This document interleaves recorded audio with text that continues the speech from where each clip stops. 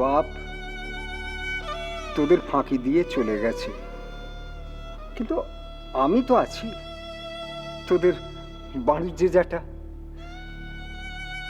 তোরা যেন নিজেদের অনাথ মনে করিসনি মা।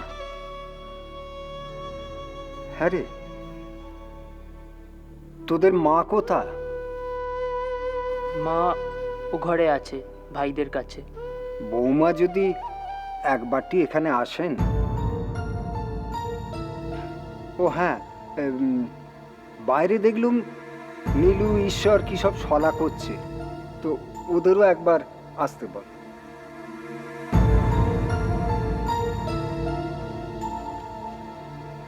মুগুজ্জে মশাইয়ের কথা ভাবলে বুকটা কেমন খাঁ খাঁ করে ওঠে মা।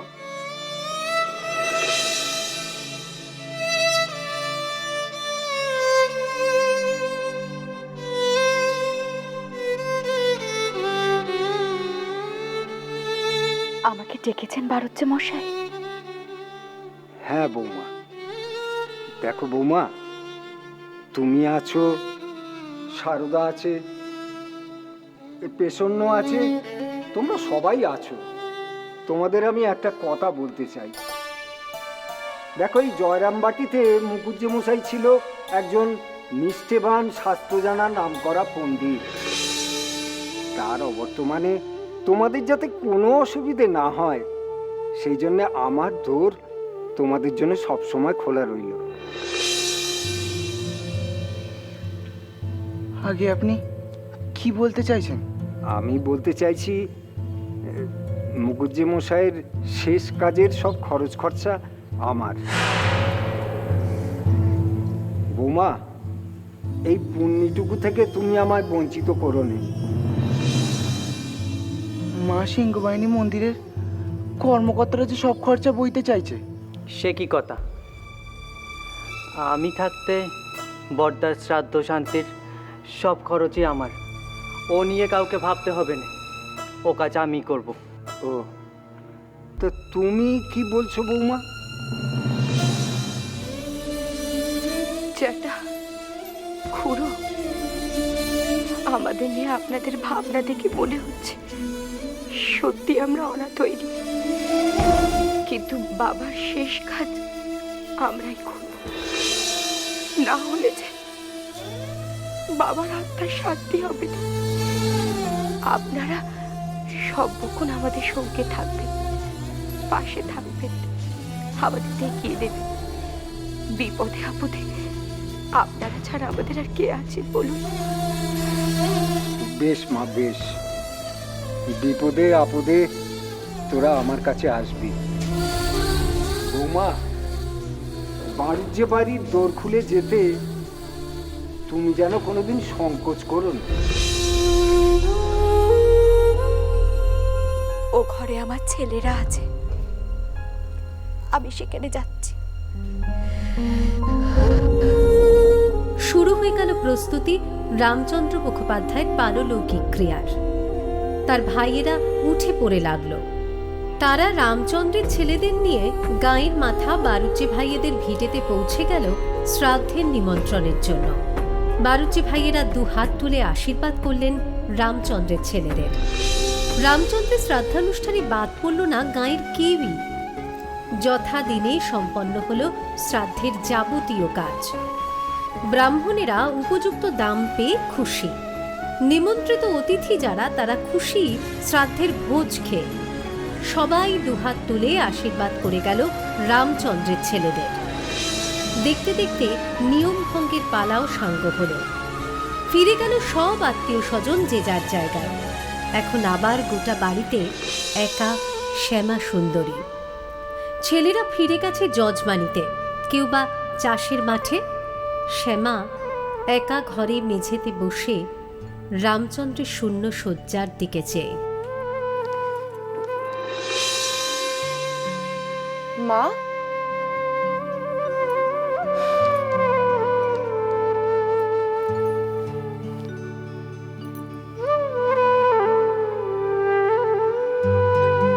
পেশন্য বাবার যজমান বাড়ি গিয়েছিল।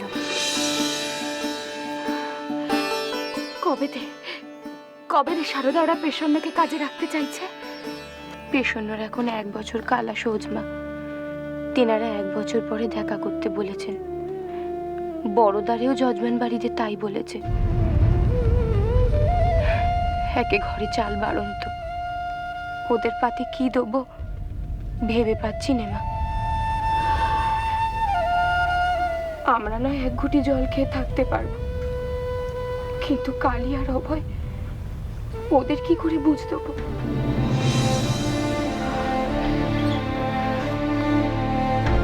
সারদা, দিঘি থেকে কলমি শাক তুলে এনে সেদ্ধ কর, আমি আসছি। কোথায় যাবে মা? বারুচ্চদের বাড়ি। বারুচ্চ কর্তা আর তার গিন্নির সাথে কথা কইতে।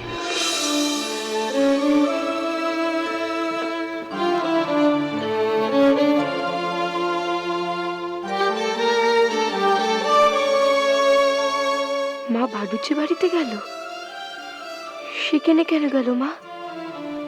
কারো কাছে হাত পেতে কিছু নেবার মনীষী তো আমার মা নয়। তবে আমার কাছে হাত পেতে তো কিছু নেবে না। এবার বড় দেখিনি কিভাবে আমি তোমাদের সাহায্য করতে পারি।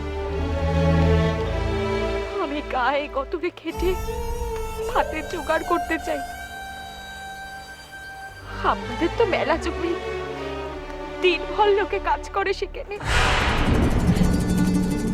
আমিও সেখানে কাজ করতে চাই। কি যে বলো মুখুজ্জি গিন্নি, তুমি হলে মেয়ে মানুষ, তুমি জমির কাজকর্ম কি করবে? আর তুমি জমির কাজই বা কি বোঝো? নইলে কি আর অমন নিজের জমিগুলো পরের হাতে সব চলে যেত? পিছনের কথা থাক, আমাকে সমুখের পথ দেখান আপনারা। পথ একটা আছে জানো, কিন্তু তুমি কি পারবে সেটা করতে? আমার ছেলেদের জন্য আমি সব করতে পারবো। দেখো, আমার এই ক্ষেতের মুন্সিদের তাদের এই খোরাকির ভাত রান্না করা, বাড়ির গিন্নিরা কাজ সামলে সব করতে পারছে না। তা তুমি যদি এই কাজটা করতে পারো, ওদের ওই খোরাকি রান্না বান্নাগুলো করতে পারো, ওদের খাওয়াতে পারো, তাহলে তোমার সংসারের একটা সুরাহা হয়। কি অত লোকের রান্না তুমি করতে পারবে?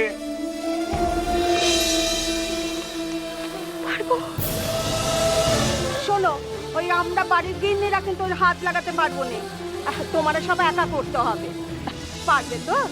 আমি একাই সব কাজ করতে পারবো। বেশ, তাহলে কাল সকাল থেকেই কাজে লেগে যাও।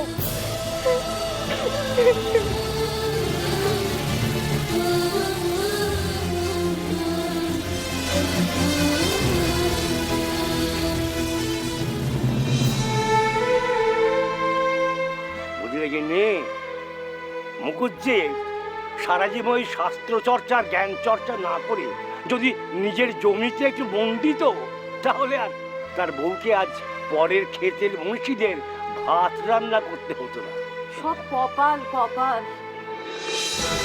মায়ের পানে তাকাতে পারছি না মামা। কি করে সবার মুখে দুটো অন্ন তুলে দেবে সেই চিন্তে করে দিন রাত এক করে দিচ্ছে। ওদিকে উমেশ, বড়দা, কালী এরা মাঠে যায় তুলো তুলতে, তাই দিয়ে আমি বইতে বানিয়ে দিই। হাটে গিয়ে বেচে যে কটা পয়সা হয় তাতে। মুখুজ্জের জজমান বাড়িগুলোতে পেশন্য কাজ করতে যাচ্ছে না কেন রে? তেনারা বাবারই চেয়েছিলেন, পেশন্য শেখের দিক কাজ গেছে, তেনারা অন্য পুরুত রেখেছেন।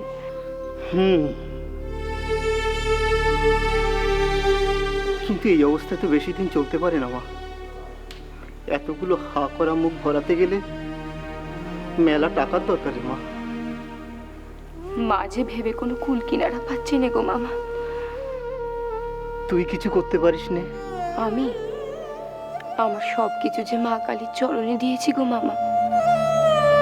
নিজের থেকে চিন্তে ভাবনা করার কোনো ক্ষমতাই নেই। এই দেখো না, ভাইগুলো মাঠে গেছে তুলো তুলতে, এলে পরে যে দুমুটো মুড়ি খেতে দেবো ঘরে সেটাও বাড়ন্ত। তোর মা কি ওদের সাথে মাঠে গেছে নাকি? না গো মামা, মা গেছে বাড়ুজি জেঠুদের বাড়িতে। যদি কিছু ব্যবস্থা করা যায়। কি আর ব্যবস্থা করবে? মুখুজ্জের বউ হয়ে ওদের কাছে হাত পাতবে? না না দাদা, আমি ওখানে হাত পাততে চাইনি। তোমার ভগ্নিপতি কখনো কারোর কাছে কোনোদিনও হাত পাতেনি, আমিও পাতবো না। তাহলে কি করতে গিয়েছিলি বাণিজ্যদের বাড়িতে? পারঞ্চদের মেলা জমি, চাষাবাদ, আমি সেখানে গায়ে কতরে খেটে মানে কাজের খোঁজ করতে গেছিল, হাত পেতে ভিক্ষে চাইতে না। তোদের যে চাষের জমি ছিল সেগুলো কি হলো? বাবার ভালো মানুষের সুযোগে সেটাও গেছে গো মামা। যাদের উপর দেখভালের ভার ছিল তারাই বাবারে ঠকিয়েছে। সারা জীবন মুখুজ্জে ভালো মানুষই রয়ে গেল। সেটাই তো আমাদের সঞ্চয় মামা, সম্বল। কিন্তু সে সম্বল নিয়ে সবার মুখে ভাত জোটাতে পারবি মা? পারবো দাদা, পারবো। আমাকে যে পারতেই হবে দাদা। তুমি আমাদের আশীর্বাদ করো দাদা, আশীর্বাদ করো, যেন আমি আর আমার ছেলে মেয়েরা মাথা উঁচু করে বাঁচতে পারি। তেনার সম্মান যেন অক্ষুণ্ণ রাখতে পারি দাদা, অক্ষুণ্ণ রাখতে পারি।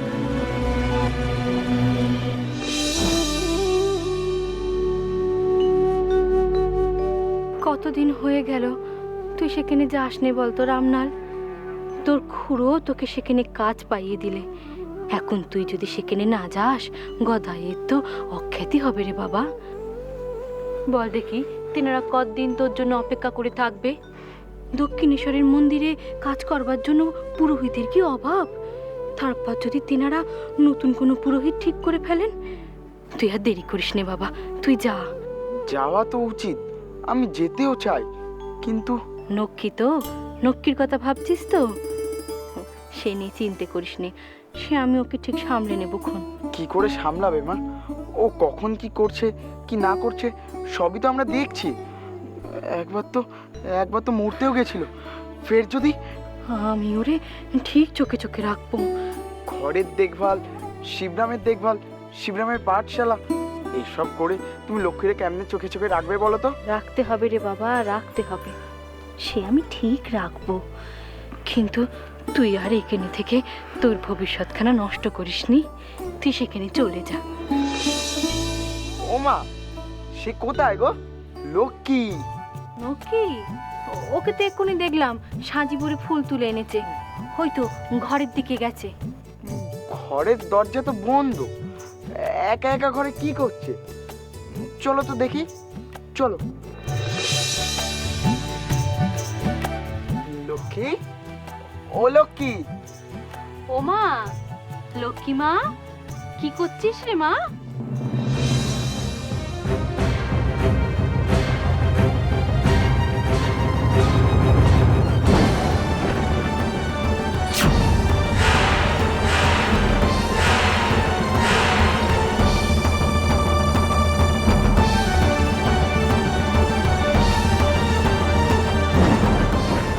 লক্ষ্মী, তুই কি সেজেছিস রে মা? তোমরা আমার কাছে বর চাইতে এসেছো? নক্কির কাছে বর চাইতে এসেছো? দেবো গো দেবো, আমি তোমাদের বর দেব। তোমরা আমাকে পুজো দাও, আমি তোমাদের বর দেব। বিশুদ্ধবার করে আমার পাঁচালি পড়বে ভক্তি ভরে। অনাচার করো না কিন্তু, অনাচারে আমি থাকি নে। কথায় বলে না লক্ষ্মী চঞ্চলা। লক্ষ্মী, তুই এসব কি বলছিস মা? অনাচারে আমি পাইলে যাই। মা, লক্ষ্মীর মাথাটা বোধহয়। এই দেখো আমার ভান্ডার, লক্ষ্মীর ভান্ডার। তোমরা আমার পুজো দাও, পুজো দাও, এইরকমই পাঁচালি পড়ছি। দোল পূর্ণিমা নিশি নির্মল আকাশ, মন্দ মন্দ বইতেছে মলয় বাতাস, লক্ষ্মী দেবী বামে পড়ি বসি নারায়ণ, কইতেছে নানা কথা সুখে আলাপন, হেন কালে বিনা করে নিব, উপনীত হইয়া আসে বৈকুণ্ঠ নগর। দোল পূর্ণিমা নিশি বইতেছে মলয় বাতাস। এসব কি করছে রে? মা, মা, তোমার লক্ষ্মী পাগল হয়ে গেছে মা। ওর মাথা খারাপ হয়ে গেছে মা। লক্ষ্মী পাগল হয়ে গেছে?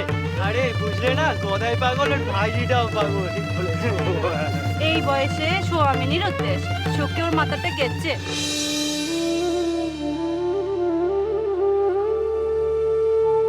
কি হলো রে রামলাল? কি হয়ে গেল? মেয়েটার শেষ তক পাগল হয়ে গেল। শোকে, ভাবনায়। হ্যাঁ রে রামলাল, সারা সারা জীবন কেউ এরকমই থাকবে? না না, আমি ছোট করে কথাটা বলবো। ছোট করে একটা না একটা। আরে ওতে সকলে পাগল বলে রে। শুনছিস নে, গায়ে কানাকানি হচ্ছে। পাগল খুড়োর পাগলি ভাইজি। না মা না, আমার ছোট খুড়ো পাগল নয়, আমার ছোট খুড়ো একজন জ্ঞানী সাধক। এরকম জ্ঞানী সাধক সংসারে একজনই আসে। আমার ছোট খুড়ো যদি পাগল হতো তাহলে কি আমার ছোট খুড়ি তারা দেবতা বললে মান্যি করতো? লোকে যা বলে বলুক, তুমি লোকের আকতা কুকতা কান দিও নি। লক্ষ্মীরে নিয়ে যা যা বলছে তাতে কান দিবনি? না, দেবেনি, তাতে কোনো শুরু হবে নি। লক্ষ্মীরে তুমি চোখে চোখে রেখো, আর কদিন যাক, তারপর না হয় আমি কবিরাজ ডেকে। মা,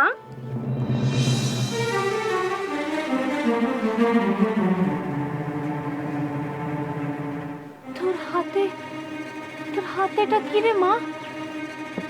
পান ঝেড়েছি গো মা, তেনারে দেবো বলে। কারে দিবি রে বোন?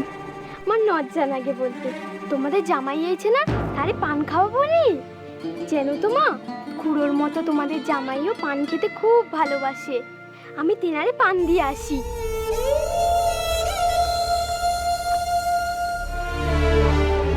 রামলাল, ও রামলাল, মেয়েটার কি হলো রে?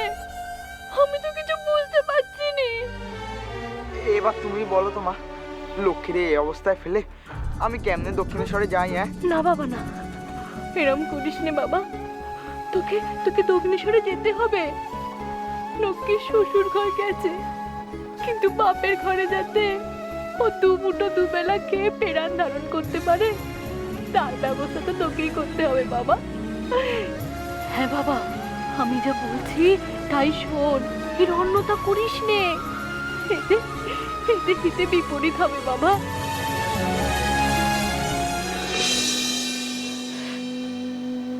থাক বাবা থাক, মামার বাড়ি যাচ্ছিস, ওটাও কিন্তু তোরা আরেক আপন ঘর। সেখানে গিয়ে মামারে আমাদের সংসারের কথা সব বুঝিয়ে বলিস, কেমন? লজ্জা পাস না যেন। ওটা হলো কি তোর মায়ের বাপের ঘর। শিওতে ফেরার পথে জিপটা একবার ঘুরে আসিস ভাই। বাবার মামার বাড়ি তো? হ্যাঁ রে, সেখানে তোরে তেনারা বারবার যেতে বলেছে, একবার তুই যাস। বেশ, যাব। আমি তাহলে আসি মা, আসি দিদি। যাই বাবা।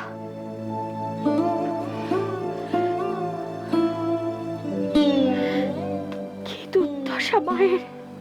মা, ফের তোমার ওই কথা? সংসারের এই দুরাবস্থার জন্য ছেলেদেরকে আত্মীয় কুটুম্বদের বাড়ি পাঠাতে হচ্ছে, যাতে কোনো সুরাহা মেলে, কোনো পথ দেখতে পাই।